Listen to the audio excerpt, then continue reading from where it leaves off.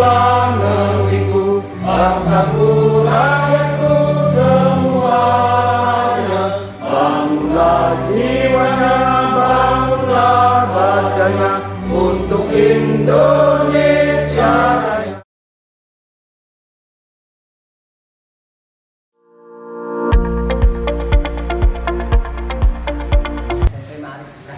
Oh, sampai Maret 11 rupiah. Bapak, jika Bapak tiba-tiba ditunjuk oleh kepala sekolah untuk menjadi misalnya sekarang jadi bendahara BES bukan Pak? Nah, misalnya ujung-ujung Bapak ditunjuk untuk menjadi bendahara BES, Bapak akan seperti apa? Suara hati Bapak apa? Sampaikan.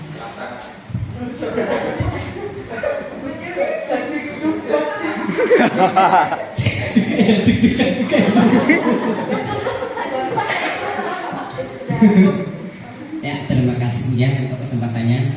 Karena saya dari kemarin itu nggak tahu di sini disuruh berangkat, disuruh apa saya nggak tahu. Kalau misalnya ya dari pertanyaan Ibu itu tiba-tiba saya ditunjuk sebagai bendahara. Jujur Bu, saya itu kalau untuk megang duit itu nggak berani Bu. Di dalam hati itu takut. Kenapa? Saya manusia, kita semua lah pasti ada hilaf dan ada salah. Saya takutnya kalau udah megang duit nanti kelorot. Saya takutnya seperti itu. Jadi dalam hati, kalau ditunjuk sebagai bendahara, saya tidak siap Bu. Saya takutnya seperti itu. Tapi kalau memang benar-benar dari kepala sekolah saya diberi kepercayaan seperti itu, dan sama guru-guru lain juga sudah percaya sama saya, ya saya siap tidak siap harus. Karena itu konsekuensi kita sebagai seorang guru, dan harus yang namanya sekolahan itu ada struktur ya Bu ya. Ada kepala sekolah, ada wakal, ada bendahara. Jadi kalau memang sudah ditunjuk seperti itu, berarti kita diberikan kepercayaan, diberi amanah, ya siap tidak siap harus siap. Jadi jawaban saya seperti itu Bu. Terima kasih. Ya, dikasih apa? Dikasih W, kasih O, kasih W. Wow. Ya, jadi itu jawabannya Bapak Fatoni. Awalnya tadi Bapak ketika ditunjuk jadi tetap berubah, kita itu dinamis ya, harus berubah mengikuti zaman. Apa itu pembelajaran mendalam? Yaitu pendekatan pembelajaran yang berfokus pada pengalaman belajar bermakna. Apakah kemarin di kurikulum kemarin kita tidak pada waktu Bapak Nadine ya? Sudah ini sebenarnya ya Bapak Ibu. Terus bertujuan karakter, kompetensi peserta didik melalui proses yang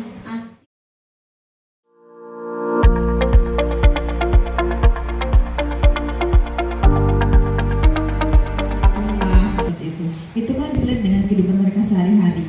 Jadi kita gunakan itu sebagai pembelajaran bermaknanya dengan menggunakan praktek langsung di sekolah ataupun di rumah ketika bertemu dengan orang lain. Enggak seperti itu Pak. Oh ya, terima kasih Ibu. Tepuk tangan untuk Ibu. Bu, saya ingin kenalan dengan Ibu. Namanya siapa dan dari sekolah mana Ibu? Nama saya Sulistio Pak dari Satu Atap 3 Kubian. Oh, Ibu Sulis. Ya, sering diceritakan di sekolah ini Ibu. Nama Ibu, saya sering dengar. Ya, terima kasih. Ya, jawaban yang luar biasa. Jadi dari Ibu Sulis tadi tentang yang bermakna Bu ya. Ya, tetapi yang dicontohkan tadi untuk bahasa Inggris atau Ibu juga guru ngobrol bahasa Inggris. Ya, untuk guru akan kita peroleh sesuai yang kita inginkan, yang sesuai kita harapkan. Oke, lanjut. Pengalaman belajar pada pendekatan pembelajaran mendalam memberikan pengalaman belajar kepada peserta didik dengan memahami, mengaplikasi dan merefleksi. Ya, terus, nah ini untuk yang memahami. Saya kalau membaca bersama.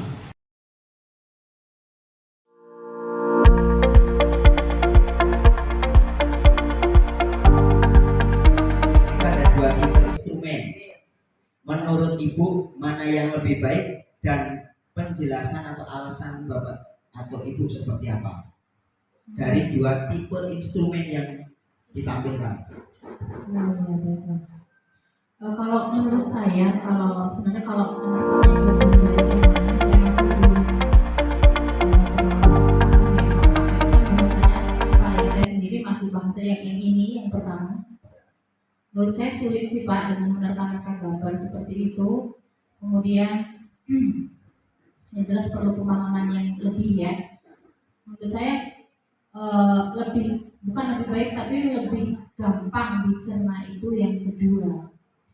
Oke, berarti lebih mudah atau lebih gampang Ya, itu yang nomor 2. Terima kasih untuk Bu Kurni ya atas jawaban yang sudah diberikan. Sekali lagi perhatikan, jika kita melihat dua tipe instrumen ini ada beberapa keterampilan sebenarnya yang dilatih.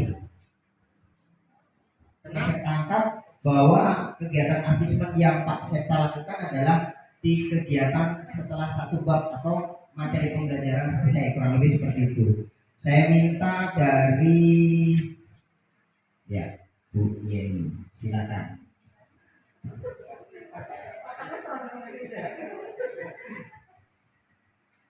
Baik, assalamualaikum warahmatullahi wabarakatuh.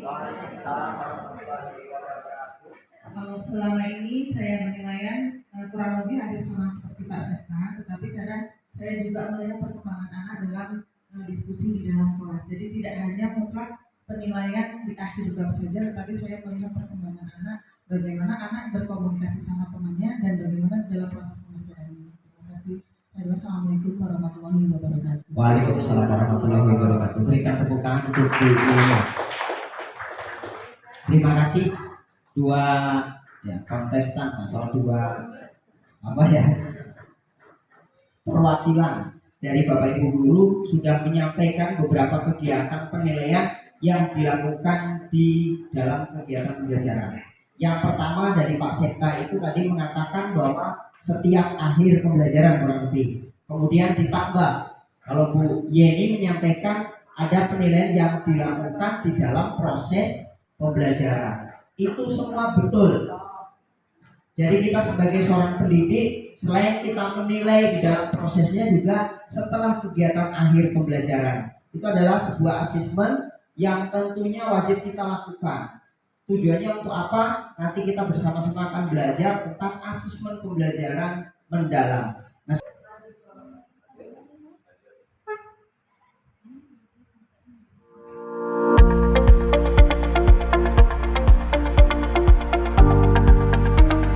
kita mulai dari kegiatan perencanaan pembelajaran.